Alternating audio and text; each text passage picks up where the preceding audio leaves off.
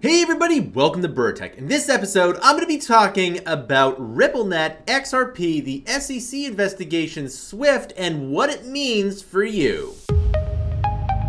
All right, welcome back. So today I'm going to be taking a break from my e-learning talks, and I'm going to be talking about Ripple and or XRP. Now, we've all heard that one of the major sanctions against Russia with the Ukraine war is that they are breaking off the Russia from SWIFT. Now, this could you can really go into a deep dive with this, but I just want to kind of talk about not necessarily the specifics of the SWIFT system with Russia, but basically what this means for decentralized cryptocurrency transactions here. So, if we take a look at the top cryptocurrencies here, you can see that Bitcoin has, kind of gone to 38 here, and XRP has kind of always been in the top 10. And you can see that the market cap here is about $34 billion here. Now, if we look at XRP, which is what we're talking about here, XRP was founded in 2012 here. And if we go to the max, and you can see it kind of went up to about $3-ish back in 2017 during that bull run here.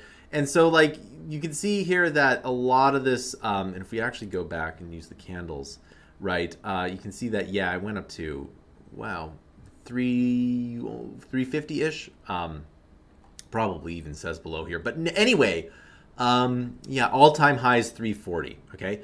So you can see that you could probably, things might go back to that. But you can see here that I think the SEC investigation started here.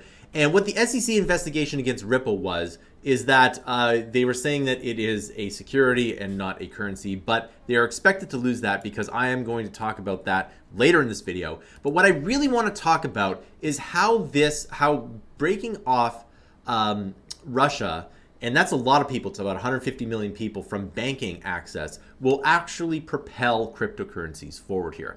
Okay, so if you don't know, SWIFT is a company, and if you've ever tried to send money across international borders, it's pretty difficult. And the reason why it's difficult is, well, you have to kind of figure out what's worth what. And with SWIFT here, it's mostly just a kind of a messaging service. But anyway, so let's say I want to send money to someone in the UK here, right? And so, if I have Canadian dollars, and they might have Canadian dollars in the UK there, so I can just basically send this person a wire to the UK, and the UK will basically settle that here, right? But let's say I want to send something to a lesser known location like Albania. So if I have a freelancer in Albania and he wants to send a wire here, what I can do is, there might not be, the Albanian currency might not be within banks. So we have to convert things to US dollars first and then go into Albania here. So with that, SWIFT is actually quite old. It started in 1973. And there's a lot of things that RippleNet is supposed to basically modernize here. And so one of the things I was kind of talking about is that, let's say I need to do that transaction where I go from Canadian dollars to US dollars to Albania, right? Well, that is extremely expensive. With RippleNet, what they're going to do is they're basically everything's going to go into that XRP price. And if that XRP price, if everything's going to XRP, and if they do that, then everything should be a lot easier. So you can send money to anywhere in any given currency, which, right now the market cap is 34 billion. How many transactions go per day? Well, a lot. So you could probably see that price balloon. And once the XRP lawsuit probably ends, which, we don't really know for sure, but it looks like it's going to end at some point, then I would expect the price to go up here. But let's take a look at some of the difference here. So believe it or not, RippleNet does have some financial institutions here. And there are some pretty good, there are some pretty big institutions here. So people and companies are already using RippleNet here. So instead of 11,000, we have 200. And I expect this to go up further because every institution wants to be able to satisfy their clients, and RippleNet is just a better version of SWIFT here, right? The other thing is that you can settle at any time, right? Like, I tried to send a wire the other day, and they just wouldn't let me do it because the markets have kind of closed. So you can send it at any given time, right?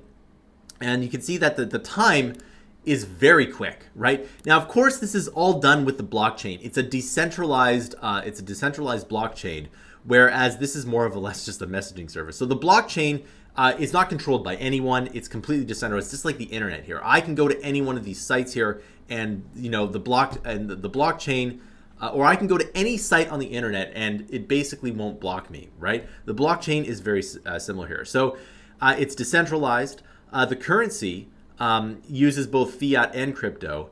And then right now there's only about 40 countries served, but that's probably going to, and believe it or not, so there's about 200 countries in the world. So even SWIFT doesn't serve everywhere, but eventually XRP will probably do everything. Now, of course, you might be saying, well, why should I use XRP at all when I can just use like a Solana or a Cardano or even Bitcoin, Tether, all of these other coins? And that would be a very that would be very astute of you to say.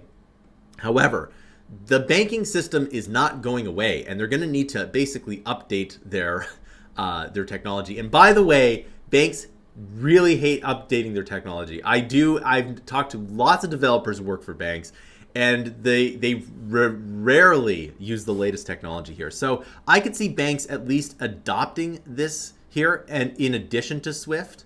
But I could see maybe in the next 5 or 10 years that RippleNet is going to be much bigger, because again, the banking system isn't going away. Now, because a whole bunch of people were cut off from all this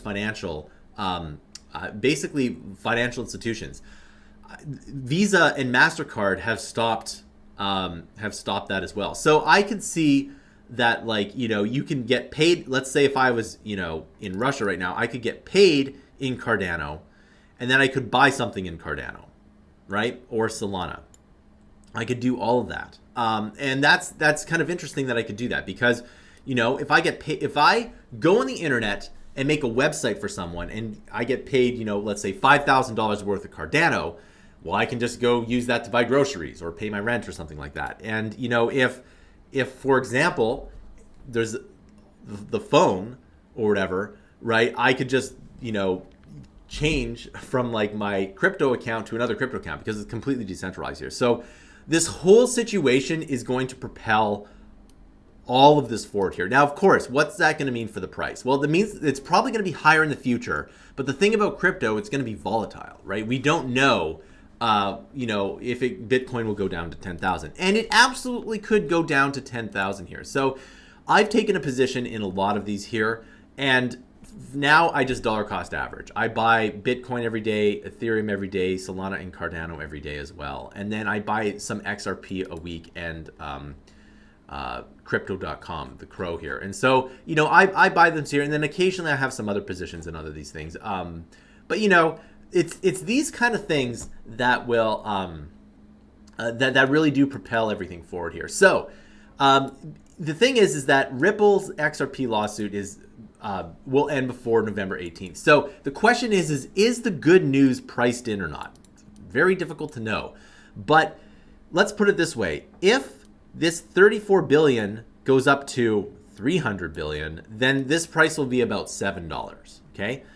So that's how this works here. So, the market cap, the more the market cap goes up, the more this price will go up. And I know it's not exactly kind of a one-to-one thing, but but it's something very similar, right? So in any event, you can see that like a lot of this stuff has been going down. Both of a lot of these top 10 cryptocurrencies have kind of gone up and down. Like this one has, Luna has gone up quite a bit, and you can see that everything's kind of down today.